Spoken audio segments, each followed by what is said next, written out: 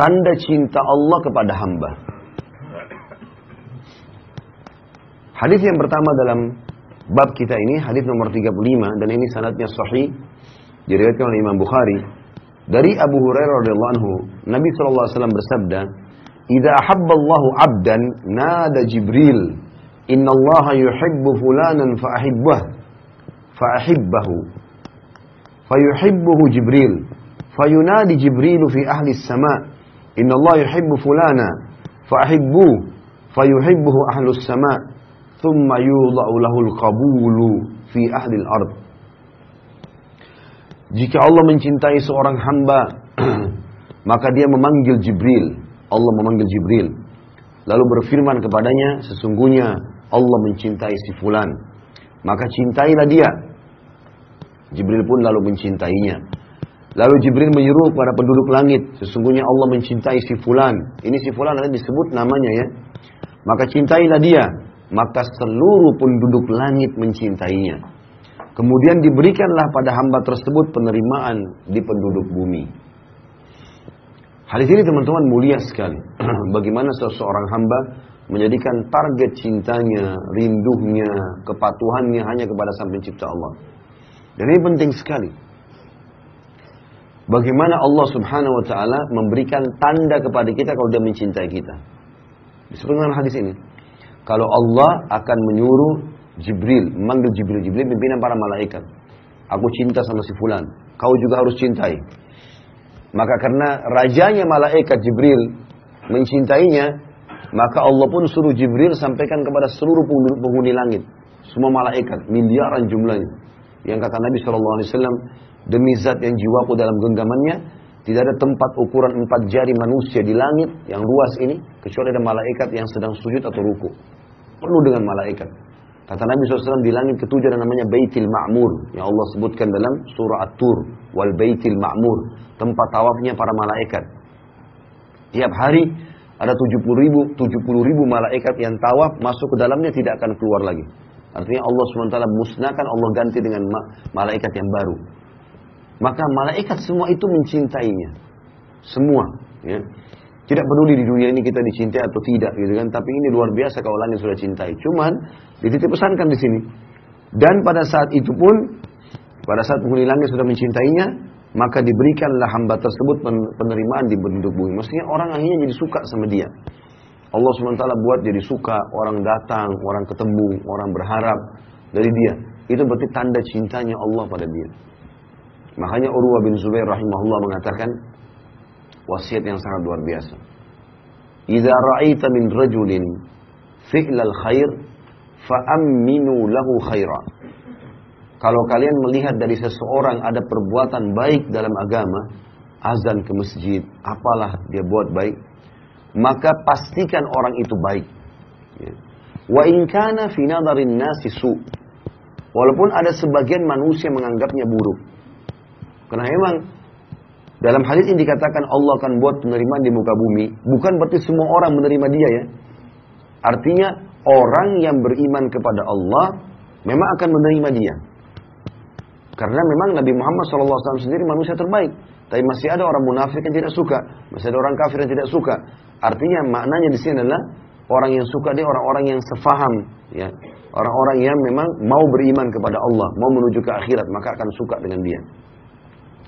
Lalu kata beliau, wa idza ra'aita min rajulin fi'la syarr fa'amminu lahu syarr wa in kana fi nadharin nasi rajulun khair. Kalau kalian lihat ada perbuatan buruk dari seseorang dan itu pelanggaran agama yang besar, bukan kekeliruan ya, bukan karena tidak sengaja dan lupa. Memang dia buat hal secara kedok dia kelihatannya baik, tapi ternyata dia berbuat sesuatu yang kita tahu buruk nih. Dia mencuri misalnya, dia menipu misalnya, dia berzina tapi dia diam-diam misalnya. Maka kata Urwah, ketahuilah orang itu buruk, walaupun di mata manusia dia baik. Dan Allah SWT akan membongkar.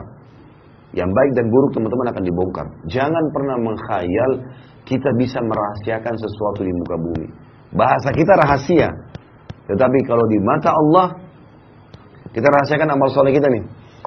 Kata para ulama, kalau Allah belum membukanya selama kita hidup, Allah akan bukanya pada saat kita sudah meninggal.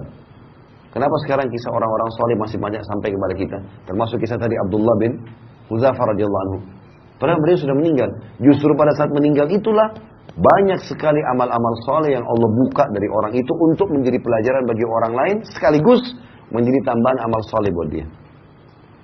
Atau pada saat dia meninggal, ada orang-orang yang sengaja menceritakan keburukannya, tapi memang dia baik, atau mencari-cari keburukan, bukan menceritakan keburukan, mencari-cari keburukannya, berarti Allah SWT mau kebaikan juga buat dia. Seperti kasus misalnya pernah ada riwayat, ada beberapa orang tabi'in datang kepada Aisyah berkata radhiyallahu anha, kenapa ada orang-orang, bagaimana pendapat anda dengan orang-orang yang menghina-hina ayah anda Abu Bakar dan juga Umar bin Khattab? Orang-orang Syiah nih. Gitu kan. Maka kata Aisyah, saya tidak melihat kecuali Allah menginginkan kebaikan buat keduanya. Karena Allah menginginkan mereka mendapatkan tambahan pahala setelah mereka meninggal. Maka ini semua teman-teman harus difahami ya, berhubungan dengan masalah ini. Dan yang kita kejar adalah target cintanya Allah. Kalau teman-teman lagi menghadapi masalah seberat apapun, selama kita beristighfar kepada Allah dan mengakui kesalahan, dan selama kita berada di jalan Allah, gak usah khawatir. Gak usah khawatir. Akan berlalu semua. Fa inna ma'al usri yusra. Di setiap kesulitan akan ada kemudahan. Ya. Inna ma'al usri yusra. Di setiap kesulitan ada kemudahan. Jadi tidak mungkin luput dari situ. Yang jadi masalah kalau kita diberikan cobaan sama Allah, lalu kita tetap dalam kesalahan. Ini yang masalah teman-teman. Masalah ini. Kayak misalnya orang buat dosa. Allah kasih dia sumpek, sedih. Kemudian dia tetap dalam kemaksiatan. Lalu zina lagi. Mabuk lagi. Obat-obatan lagi. Jadi lari kepada hal yang salah. Maka makin terpuruklah dia. Makin hancur pokoknya. Makanya teman-teman kalau sudah merasa diri salah, segera istighfar kepada Allah. Taubat. Dan langsung masuk ke rel yang benar. Maka akan aman. Dan makna cinta di sini teman-teman sekalian. Sekarang kalau kita cinta pada seseorang, apa yang kita akan lakukan? Kita akan melakukan apa yang dia suka. Kita akan memenuhi apa yang dia minta. Dan kita akan menjauhi apa yang membuat dia marah. Kan gitu. Allah mencintai dia, Allah akan selalu membuat dia puas. Itu maknanya. Allah akan penuhi kebutuhannya. Maafkan kesalahannya. Dan tentu makna sebaliknya, kalau kita dicintai oleh orang lain, kita akan temukan orang itu tulus, baik sama kita. Itu makna cinta. Yang terakhir adalah hadis 36. Yang mau saya terakhir dalam bahasan kita pada pagi ini insyaAllah. Kita lanjutkan di kesempatan bulan depan lagi. Hadis sahih diriwayatkan oleh Imam Muslim. Dari Abu Hurairah radhiyallahu anhu, Rasulullah SAW bersabda, Inna Allah idha habba abdan da'a Jibril. Faqala, inni uhibbu fulanan fa'ahibbu. Qala fayuhibbu Jibril. Thumma yunadi fis sama. Fayaqul, Inna Allah yuhibbu fulanan fa'ahibbu. Fayuhibbuhu ahlus sama. Qala, thumma yudha'u lahu al-qabulu fil ard. Wa idha abghada abdan da'a Jibril. Fayaqul, inni ubghidu fulana fa'abghidhu. Qala fayubghiduhu Jibril. ثم ينادي في أهل السماء إن الله يبغض فلانا فأبغضوه قال فيبغضه ثم توضع له البغضاء في الأرض. Sesungguhnya Allah jika dia mencintai seorang hamba, dan ini target kita, bagaimana kita melakukan perbuatan yang Allah suka, jauhi apa yang Allah larang, kita akan dapat itu cintanya Allah. Maka Allah akan memanggil Jibril. D-nya diganti besar karena kata ganti Allah.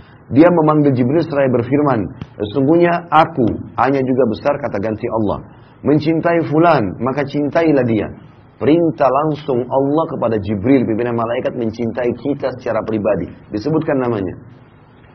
Maka cintailah dia. Jibril pun mencintainya.